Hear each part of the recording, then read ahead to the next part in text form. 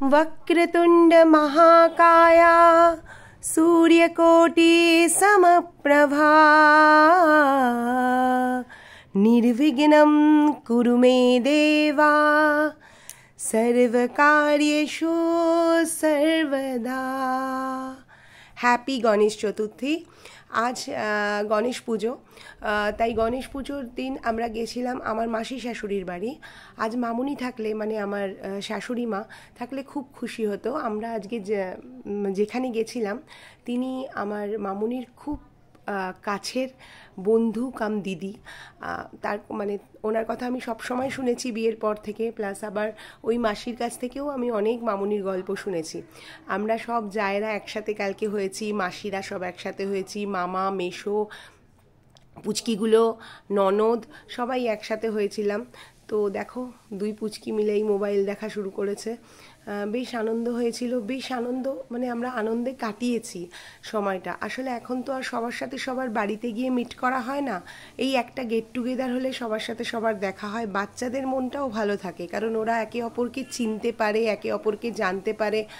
আমরা তো এখনও ইভেন আমার হাজব্যান্ড তো মানে অনেক মাসিকে বা অনেক দিদিকেই চিনতে পারছিল না, এত দূরে থাকে বলে।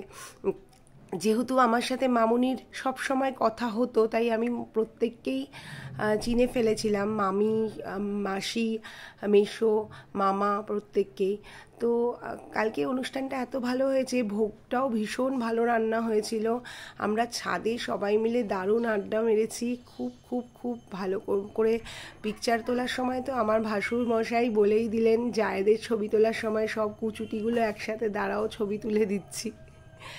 যাই হোক, তো গণেশ চতুর্থীর দিন এরকমভাবে গণেশ পুজোতে গিয়ে যে এতটা সুন্দর আনন্দের মুহূর্ত কাটাবো এটা আমি ভাবিনি। যেহেতু আমি ছোটোবেলা থেকেই ভীষণ গণেশ ভক্ত, কৃষ্ণ ভক্ত, তো আমিও বাড়িতে গণেশ পুজো করি। আমিও সকালবেলা ঠিক সেইভাবে আমি এবার করে উঠতে পারিনি, কিন্তু এই জন্যই এখানে গিয়ে বেশ ভালো লাগলো যে ঠাকুর আমাকে নিরাশ করলো না।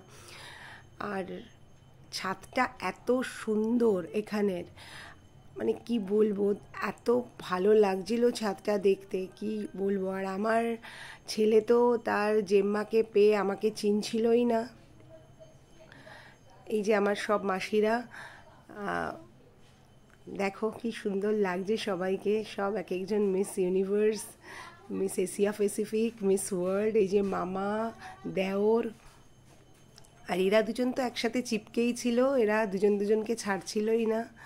আর এই যে আরেকটা পুচকি বুড়ি, এ বাবা মা ছাড়া কাউকে কাছেই যায় না, তবু আমার কোলে টুক করে একটা জোর করে ছবি তুলে নিয়েছি। খুবই ভালো কেটেছে, খুবই ভালো কেটেছে, মানে এত সুন্দর কাটাবো সত্যিই ভাবিনি।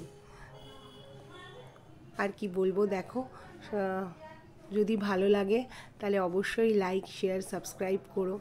আমি চেষ্টা করব আরও ভালো দেখে নতুন করে কোনো ভিডিও দেওয়ার। দেখো কি সুন্দর ছাদটা লাগছে, কি মানে বিকেলটা এত হাওয়া দিচ্ছিল, এত সুন্দর লাগছিল, কেমন জানি না মনটা কি সুন্দর একটা হয়ে গেল।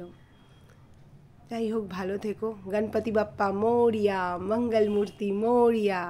আসছে বছর আবার হবে, এইভাবেই যেন খুব খুব খুব করে ভালো করে আমরা সময়টা কাটাতে পারি, তার মধ্যেও বিদ্রোহ চালিয়ে যেতে পারি।